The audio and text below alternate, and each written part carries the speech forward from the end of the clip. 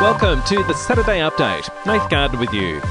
The UK has been hit by hurricane-strength winds, leaving a trail of damage and killing at least 2 people. Storm Eunice has torn down rooftops and trees, packing winds of almost 190 kilometres an hour, and parts of the roof of the O2 Arena in London, formerly known as the Millennium Dome, has been ripped off. Staying overseas, US officials say up to 190,000 troops stationed along the Ukrainian border. It marks Europe's most significant military mobilisation since World War II. Back home, the tourist industry wants a promise that Australia's borders won't be shut again once it reopens to fully vaccinated international visitors from Monday.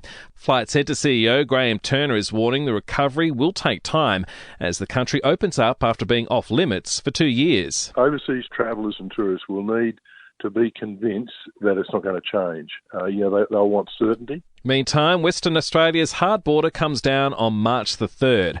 And in a move that could have global implications, the New South Wales Industrial Commission has ruled a pay rise of up to 45% over the next 3 years for delivery drivers, meaning Amazon Flex drivers will now be entitled to a minimum pay rate.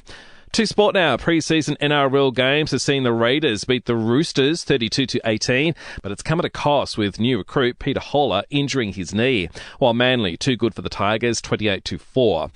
In AFLW, the Bulldogs have beaten the Cats 28-16. Coming up, the Giants play Adelaide, Carlton up against St Kilda, and West Coast take on Richmond. In the NBL, the Illawarra Hawks have notched up a 79-54 win over Cairns. Playing soon, the South East Melbourne Phoenix up against Brisbane, and Sydney take on Perth.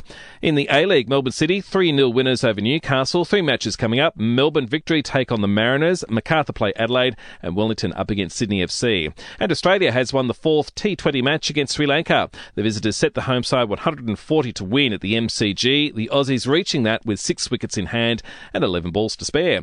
To entertainment news now, Prince Harry says he feels unsafe bringing his kids to the UK as he challenges the UK government's refusal to let him personally pay for police protection when he visits Britain.